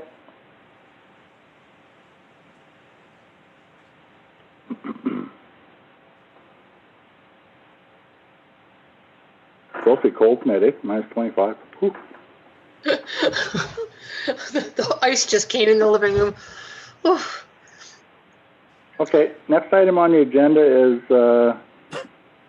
declaration of old video surplus declaration of old video surplus equipment surplus. So I'll need a mover and a seconder for this. Last one. So Heather, could you move this one, please? Yes, I can. Thank you. And Dan, could you second this one, please? Yes, Ken. Thank you. So we have this resolution moved by Heather, seconded by Dan. Whereas the municipality no longer requires the old video surveillance equipment, as we have now replaced them with updated equipment, and whereas council hereby declares the used old video surveillance equipment to be surplus to the fair needs of the municipality, now be resolved, therefore resolved, that staff is hereby authorized to make the used video surveillance equipment available through a public bidding process and sold to the highest bidder. Is there any discussion on that? Councillor Cross? No discussion. Okay. Councillor Maxwell? No discussion. Councillor Olmsted? No discussion. And Councillor Grant. No discussion. Okay, so I got a call for a vote on this, to accept that we put this up for, auction.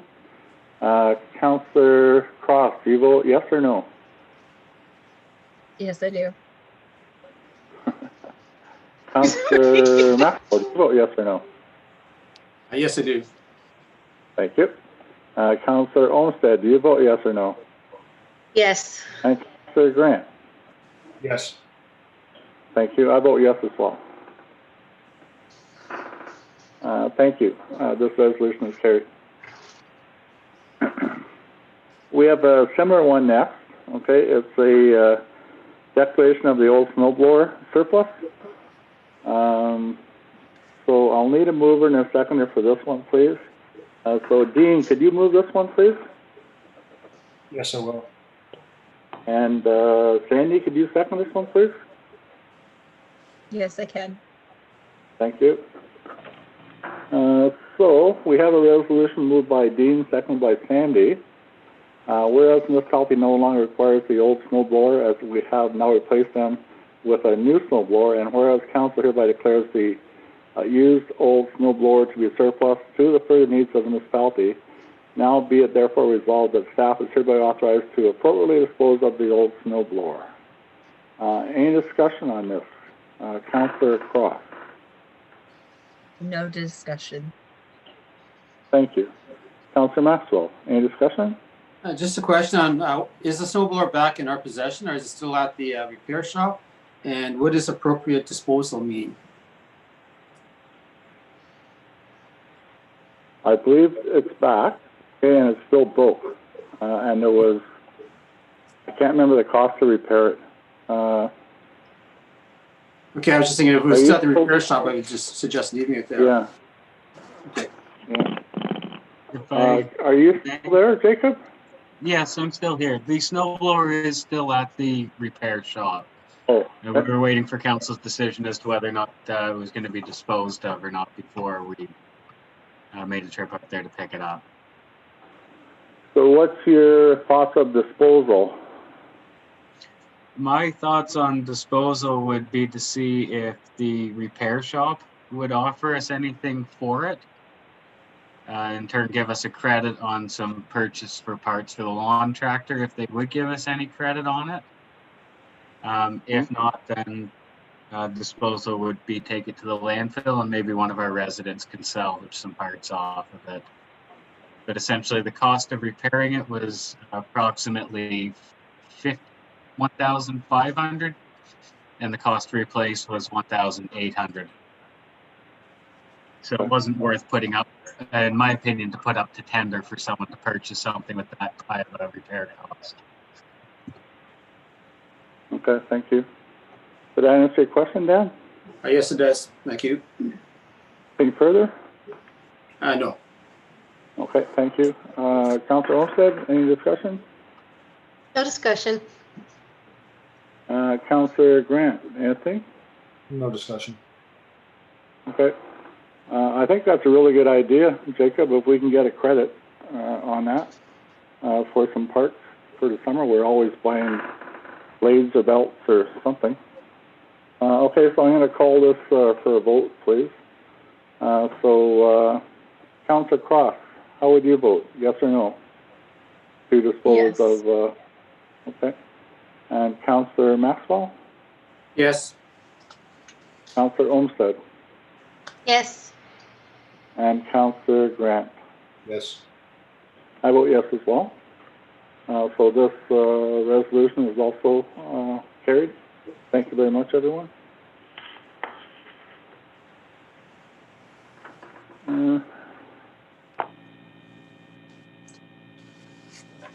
Okay, so there was another item in, where's that? Okay.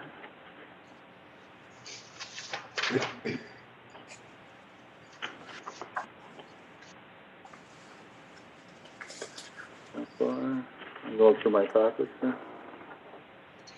Okay, so there's a resolution in front of us. about the Electronic Producer Recycle Association. So I'll need a mover and a seconder on this. Or Sandy, could you move this one, please? Yes, I can. And Heather, could you second it, please? Sure, yep. Okay, thank you.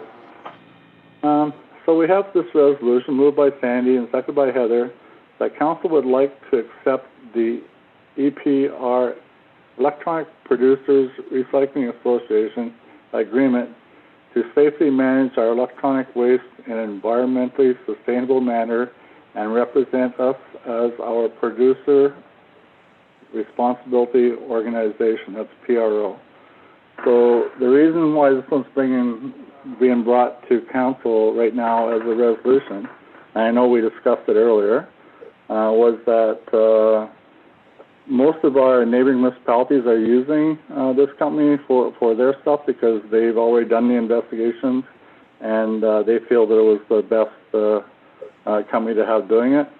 But we'll bring it to discussion here and we'll see how we want to proceed with this, okay? So we have this moved by Sandy and second by Heather. So Sandy, do you have any discussion, anything you want to say about this? The only question I had was was our neighboring municipalities using, and you answered it. So now I know. That's all. Okay. Councillor Maxwell. No questions. And Councillor Olmsted. Well, the questions I did have got answered, though. No, that's good, thank you. Okay, thank you. And Councillor Grant? No questions. I just did want to make a quick comment, Mayor Carroll, that at the next item, I just need to step away from the table for 1 minute, and I will be right back. I will at the next item. Thank you. Can you say that again, please? I didn't get you. I just had to step away from the table for 1 minute, and I will be right back at the next item. After this resolution, you mean? Yes. Okay, so we'll do this one and then we'll take a little break, okay? We went through discussion. Now I need to call this to a vote. So Sandy, do you want to move ahead with this PRO? Yes or no? Yes, I do. Yes. Pardon me? Did I cut you off? No. Okay, sorry if I did. Councillor Maxwell. Yes.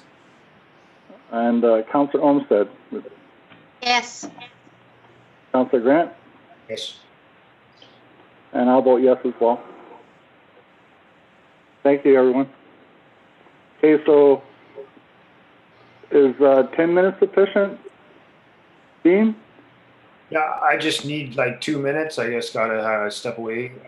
But whatever you decide is appropriate. Okay. Well, it's up to what everybody wants to do, right? 2 minutes. Okay, let's take 5. Okay, so it's 8:43. We'll come back at 8:48. Okay? Thank you. Cool. Thanks.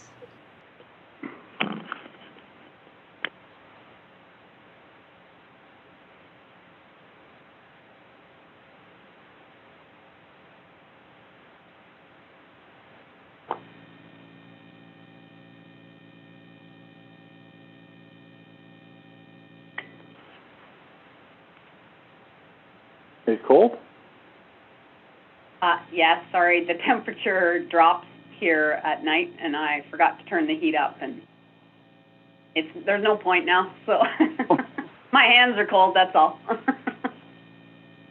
Oh, that's not good. Sorry, can you hear that? I shouldn't do that, sorry. What am I doing? No, can you hear my hands rubbing together? Oh, I just Sorry. saw them going. Oh, okay.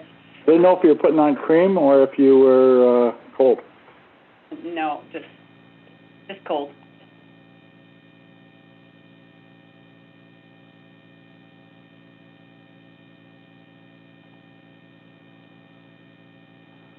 I don't know what it is now. I know when I was coming home, they were calling for minus 25, feels like 32.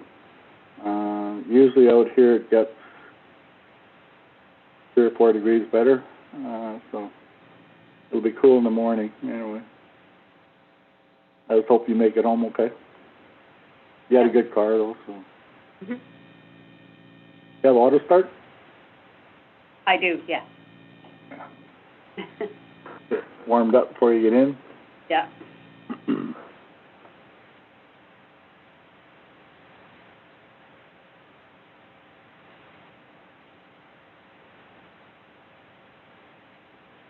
Who installed the new security stuff?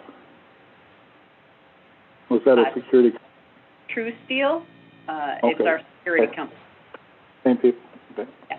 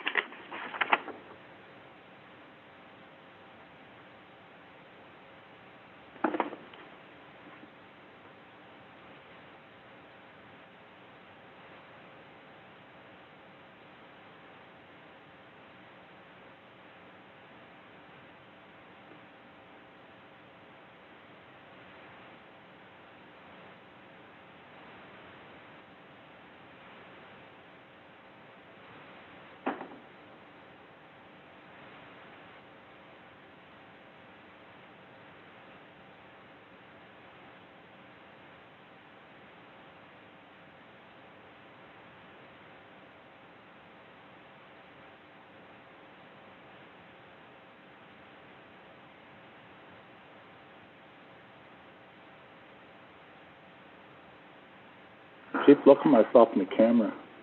I can't smile. I always have a frown. Oh, my mom saw me for the first time today on the camera. I'm like, this is what I look like. She, oh, that you look nice. I'm like, you're mom. You're supposed to say that. Yeah.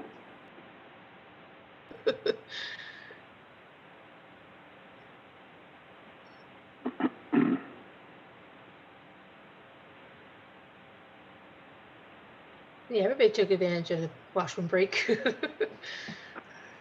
Yeah. My dog, the door's right there. The dog had to go out. And because she had frostbite, she can't stand being outside very long. Like, apparently it'll hurt you for the rest of your life once you've had frostbite. It's a real thing. She's back now? Oh She's yeah, back yeah. in now? She only, yeah, she flies. I'm surprised it takes time to swat. Up in the air, right? Yeah. Well, she's learned how to open this door now. I've gone to the barn and she's opened the door of the house. The door's open to fresh air. But she's Oh. warm.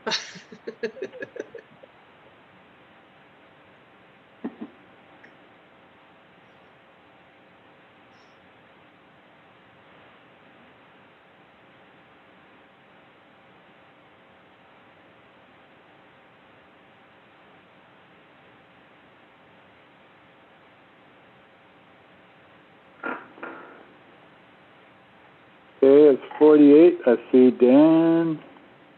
I see Sandy. I see Heather, Dean, and Cindy. Okay, so we're off like a turd herders. Next item on the agenda would be the Miss Calvin hazardous waste with North Bay. We have a resolution in front of us, so I'll need a mover and a seconder for that. Dean, could you move this one, please? Yes, I will. Thank you. And Dan, could you second this one, please? Yes, I will. Thank you very much. So we have a resolution moved by Dean, second by Dan. The council would like to accept the generous offer to participate in the City of North Bay's Household Hazardous Waste Program, and further agrees to share the operating and disposal costs associated with running this program at an estimated value of $560 for 2021 calendar year. Any discussion, Councillor Cross? No, it's a good program. No discussion. Okay. Thank you. Councillor Maxwell? No discussion. I just hope that all of our residents are aware that they can do that. I often tell people about it, and they seem to be surprised when I tell them. Oh, yeah? I go about twice a year. with batteries and paint and whatever. Yeah. They even took an old propane tanker. They took it. Councillor Olmsted. Yep, same. No, that's good. Okay, and Councillor Grant? It is a good service. I've used it as well to dispose of some unknown substances that found their way into my possession. So it was good to have a place to go, not to contaminate our own landfill, because what do you do with these types of things? So I support it, and I do think it is generous. I don't think that's a huge cost. So that's my comments. We probably do this, I don't know, but maybe we could put something in one of the flyers, the Calvin flyer, and let that go to everyone to give them an idea. Might not hurt on social media as well. Maybe now, people get stuff in the wintertime too. So anyway, so I'm going to call this one for a vote. Sandy, do you vote to participate? Yes, I do. Thank you. Councillor Maxwell, do you vote to participate in this? Yes. Thank you. Councillor Olmsted? Yes. And Councillor Grant?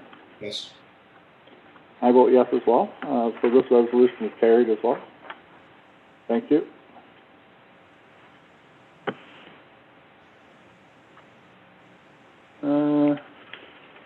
Next item here is something that we asked to bring forward, and it was a resolution of support for concerns regarding the rising cost of municipal insurance. I'm not going to read it all, but I need a mover and a seconder on it. So, Councillor Maxwell, could you move this one? Yes. Thank you. And Councillor Olmsted, could you second this one? Yes. Thank you. So we have a resolution in front of us moved by Councillor Maxwell, seconded by Councillor Olmsted. Is there any discussion on this that you would like to generate, Councillor Cross? No. Councillor Maxwell? No discussion. Councillor Olmsted? I think it's important that we hold them accountable. Through no fault of our own, we're getting sued as a municipality. The guy could still be drunk driving or whatever, and we still have deep pockets, I think, and insurance is going exponentially out of reach. And how can we keep up with it? So I'm very much in support of this letter. Okay. Councillor Grant? No further discussion. But I had spoke to Cindy earlier today, and we still hadn't received our quote from our insurance company. So she's reached out to them again and answered some questions for them, so hopefully we get something back real soon. So I'm going to call this for a vote to, to move ahead with this. Do you vote yes or no, Councillor Cross? Yes, I do. Thank you. Councillor Maxwell? Yes. Thank you. Councillor Olmsted? Yes. Okay, thanks. And Councillor Grant? Yes. Thank you very much. I vote yes as well. So this resolution is carried as well. Thank you.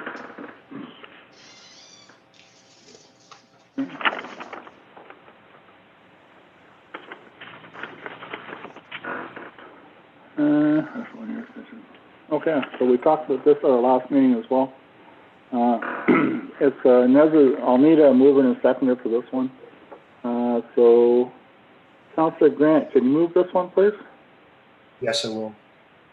Thank you. And Councillor Cross, could you second this one, please? Yes, I will. Thank you. So we have a resolution moved by Councillor Grant and seconded by Councillor Cross. This was a resolution of support for request of a one-year extension of deadline for Ontario Regulation 588/17, which is Asset Management Planning for Municipal Infrastructure for Jobs and Prosperity Act 2015. And the discussion at the last meeting was with COVID coming or arriving last year, there wasn't appropriate time to be able to meet and with other people and get this brought forward. So I'm going to ask for discussion. Councillor Cross, do you have anything you'd like to discuss on this one? No, I don't. Okay, thank you. Councillor Maxwell, No discussion. thank you. Councillor Olmsted, No discussion. thank you. Councillor Grant, No discussion. thanks. So I'll bring this one to a vote as well. Councillor Cross, do you vote yes to proceed with this resolution? Yes, I do. Thanks. Councillor Maxwell, Yes. Councillor Olmsted, Yes. and Councillor Grant. Yes. I vote yes as well. Thanks, everyone. This resolution is carried.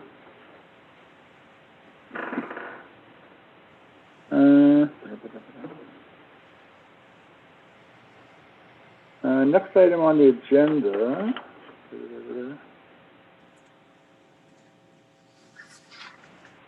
No, that's it for agenda items. There's some books there that you could request if you were interested in reading them.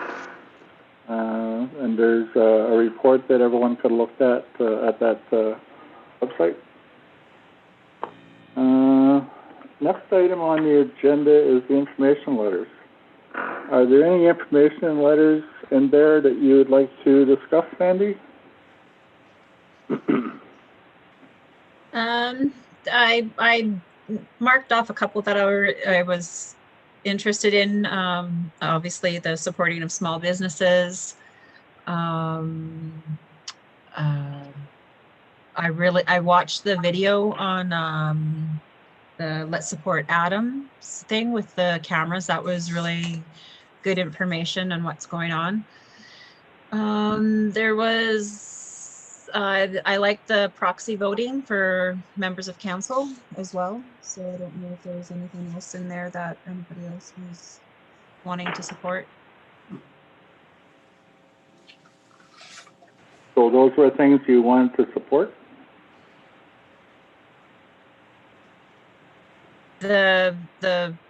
Yeah, opening the small businesses, and I thought maybe the proxy voting would be maybe more discussion with the rest of the council, if they thought that would be something that we should support. What item was the small business, Sandy? It was Jay. Jay? Oh, yeah, okay.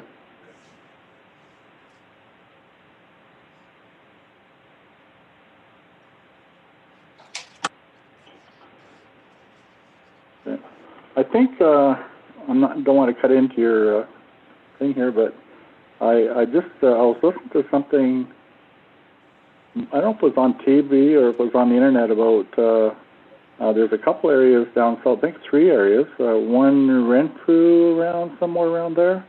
They're going just wide open, right? Like all restaurants, hair salons, fitness centers, dine-in, whatever. Okay.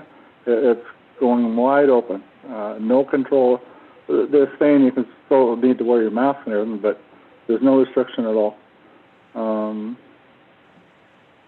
not going to say whether I agree with that or not, but I think it was important that the small business get a fair shake compared to Walmart, basically, Canadian Tire.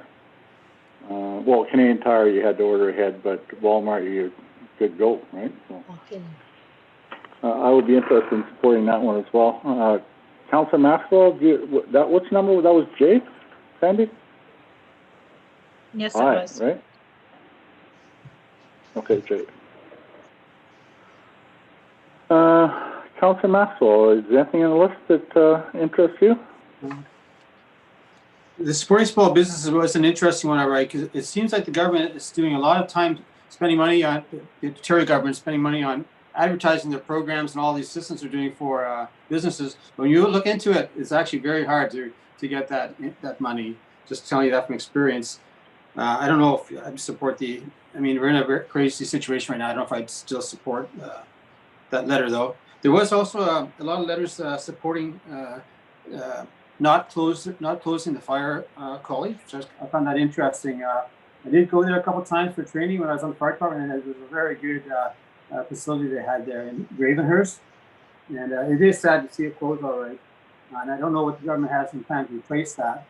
I don't know if we used it recently, but there are a couple courses there. It was an excellent facility. It's too bad to see that because it was definitely a Northern Ontario thing as well, or close to us. It was doable if we had the facilities there, the dorms you could stay in, and it was a great place to go. Yeah. It's my understanding, I don't know if Dean's still here or not, but they plan on splitting that up over a number of sites. I heard 20, and to different training at different areas, and also that it might be possible for them to come to local fire departments to do training actually at the fire department. But that's all I heard on that one. Not sure where I heard it, but it might have been from Dean. I'm not positive. Hopefully it works out. So what was it that you would want to do with that one, Dan? I don't really want to support it. I just noticed that there was a lot of other municipalities that I guess are not trusting the Ontario government, and they're concerned about closing down the fire college. I don't wish to support it, but it was just a comment. Is that already done? Probably. Is that one already taken place? I think so. Yes.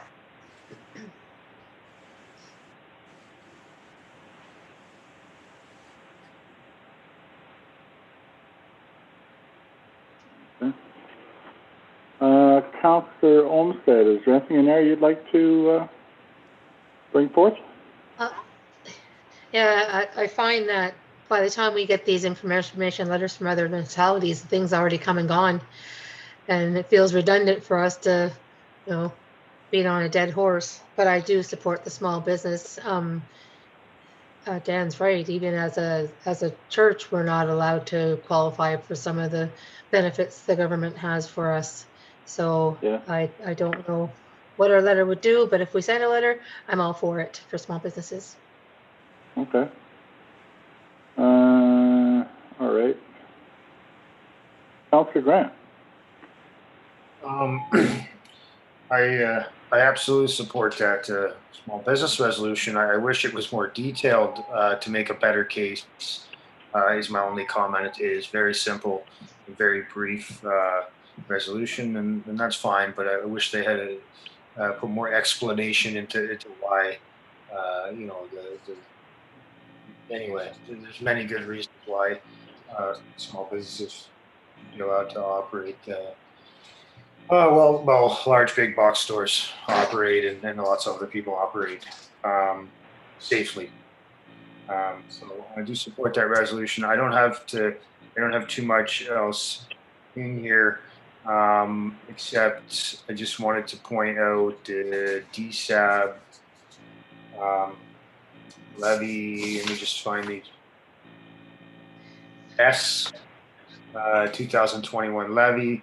Looks like it's I've just seen it. Looked like it was under 2%. It was just under 2%, I think, or just over 2%, just under 2%. And I'm still incredibly critical of that levy, but I think that is positive.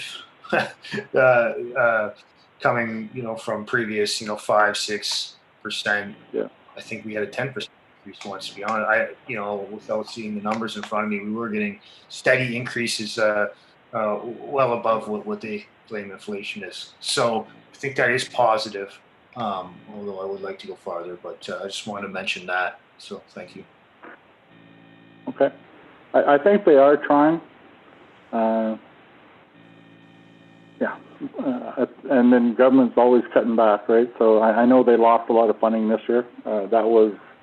They mentioned that probably about a month and a half ago in a news release that the government had taken away a lot of their funding. So out of all that, I see Jay. A lot of us wanted to support the reopening of small businesses. Number J. So can we do something for that, Cindy? Yeah. And Sandy had mentioned something about proxy voting for council, and that would have been V. Did everyone have a chance to look at that one?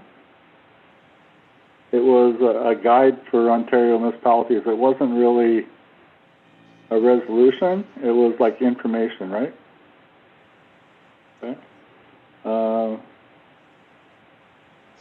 Mayor Pennell, can I just speak to that for a moment? Absolutely. So when we changed our procedural bylaw to include electronic meetings, we considered proxy voting at that time, and it was decided by council at that time that we didn't need proxy voting. If council changes their mind, that's fine.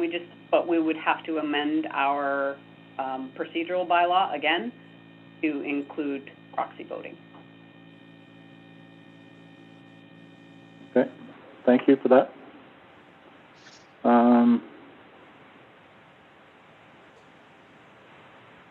There was one, was it BB, Request for Revisions of the Municipal Elections Act? And that was, I believe that one was who could vote? Okay, and there was some concern there. I'm not asking to support that. I just want to draw it to people's attention about what qualifications you needed to have to vote at an election, right? So there was some concern there from some of the townships and areas down south about that. So I guess it's just that J one we want to support, right? Am I wrong? Am I right? Dan? Yes. Okay. Sounds like a good idea. Heather? Yep, you're right. And Dean? Yes. Okay. So after all that, we move on to information letters available, which there are none. Old and new business. Any old or new business, Sandy? No, I don't have any. Okay, thank you. Anything old or new, Dan? The SWOT analysis that's in our package, is that to be discussed by Cindy? Is bringing us up, or I'm not sure what it is. Why it's in here? It was my understanding that we're going to put that in social media and ask our residents to submit their ideas on that. Am I correct, Cindy? That's correct. At the strategic plan meeting on February the 2nd, it was decided that council, staff, and we would put it out in the public, to the public on our website, on social media. We'd include it in the flyer and try and get public consultation or public ideas for the strategic plan. So if council would like to fill that in, that document sort of explains the first few pages, first 3 pages are just sort of an explanation and provides some examples of the types of things. And then the 4th page is the page that you would need to fill out. I think that it needs to have an explanation if it's going out to the public, because I wouldn't understand it, so I received this. I wouldn't know what to do with it. It doesn't say to fill in the back, or maybe it does. Maybe I haven't read it carefully. I think it'll have to have an explanation when it goes out with it, just explaining what it is and what you are to do with it. That's my feelings anyway. That'll be included when it goes out. Yes, absolutely. Okay. Thank you. Anything further, Dan? No, no. Okay. Anything old or new from you, Heather? No, thank you. Okay, and Dean? No. I have nothing. Cindy, anything old or new? I just wanted to mention that earlier this morning I attended it wasn't really a webinar, I would say it was a conference call, I guess. Anyway, about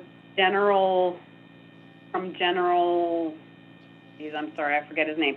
The gentleman that's taking care of vaccinations for Ontario. There were also the minister from the Solicitor General, a procurement minister.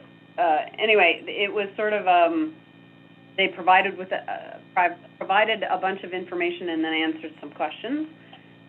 Essentially, in a nutshell, they don't know when vaccinations or the vaccines are coming at all. They're hoping that by the end of June, we're going to have 1.77 or 76, depending on who you talk to, million doses at that point. They have been, while they're waiting, they have been making the plan. So they've contacted all of the different health units. They've had roundtable discussions with them, taken best practices. And so hopefully by the end of this week, each of the health units will have plans in place and will make these plans public once they're finalized of how the rollout will take place. But essentially, like many people were asking when and how and who's going to do it and all that sort of thing. Unfortunately, they can't answer most of those questions because they're just not getting the vaccines. They don't know when they're coming, so a lot of the questions can't be answered at this point. They're hoping that everybody will be vaccinated by the fall, September, as they're planning, but again, it's dependent upon when they receive the vaccinations. There are AstraZeneca, a vaccine from AstraZeneca that's in the process of being approved by Health Canada, but again, they don't know when it will be approved. That one is showing signs that it's not as effective against the variants, but again, they haven't done massive testing on that, so that's not 100% either. And then there's also one from Johnson & Johnson that's also in the works. But again, they have no idea when that's going to be approved by Health Canada. So right now, the predominant ones are the Pfizer or BioNTech Pfizer one and the Moderna one. And essentially, when you watch the news, that's about the same information that the people running this have. They really don't know when they're getting them. So unfortunately, they're doing their best to plan as best they can, and they'll put it in place as soon as they possibly can once they get the vaccines, but it's essentially dependent upon when they receive the vaccines. Second, at 5 o'clock today, Dr. Cherico also had a conference call where he, earlier today, about an hour before that, it's posted on our website, but there's the stay-at-home order has been extended until the 16th of February. That means that, so the stay-at-home order, the ice rinks being closed, the tobogganing hills, all that sort of thing are all in place. There were many questions from the media asking when February 16th hits, is that all going to be removed? Essentially, Dr. Cherico said he will be evaluating it closer to the date of February 16th, and we'll decide depending on what's going on in the next week with these variants and the outbreaks the outbreak at the apartment building and the closure of the school, those types of things. So closer to the 16th is when we'll find out when if he's going to remove that order. That's all I have. Okay, thank you. Next item on the agenda is accounts approval report. Everyone's had a chance to look at the report that was in their package, and then there was one posted this afternoon. So I need a mover and a seconder for this, please. Mover. Sandy, can you move this one, please? Yes, I can. Yep. And the seconder, Dean, can you second this one, please? Yes, I will. Thank you. So we have this resolution moved by Sandy, seconded by Dean, that the disbursement dated February the 4th, 2021 in the amount of $16,601.82, and February the 9th, 2021 in the amount of $3,593.21 be hereby authorized and passed for payment. Anything to discuss on that, Sandy? No discussion. Dan? No discussion? Heather? No discussion.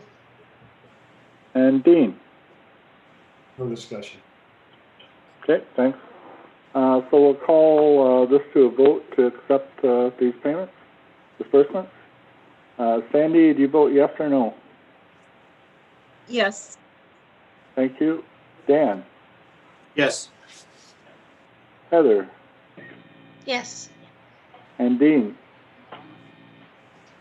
Yes. I vote yes as well. Thank you very much, everyone. Next item on the agenda is closed portion. There's none. Business arising from closed portion, and there isn't any. Any notice of motions, and there are none of those as well. So the next item is the adjournment. And I call the meeting at 9:16 p.m. Everyone, I'll need a mover and a seconder for this as well. Heather, can you move this one, please? Absolutely. Thank you. And Dan, can you second this one, please? Yes, Ken? So we have a resolution moved by Heather, seconded by Dan, that the regular meeting of council now be adjourned at 9:16 p.m. Vote yes or no. Sandy? Yes. Dan, yes or no? Yes. Heather? Yes. And Dean? Yes. I vote yes as well. Stay safe out there, guys. Thanks, you too. Doesn't seem to be getting any better. Good night. No. Night. Bye, everyone. Right, night. Good night.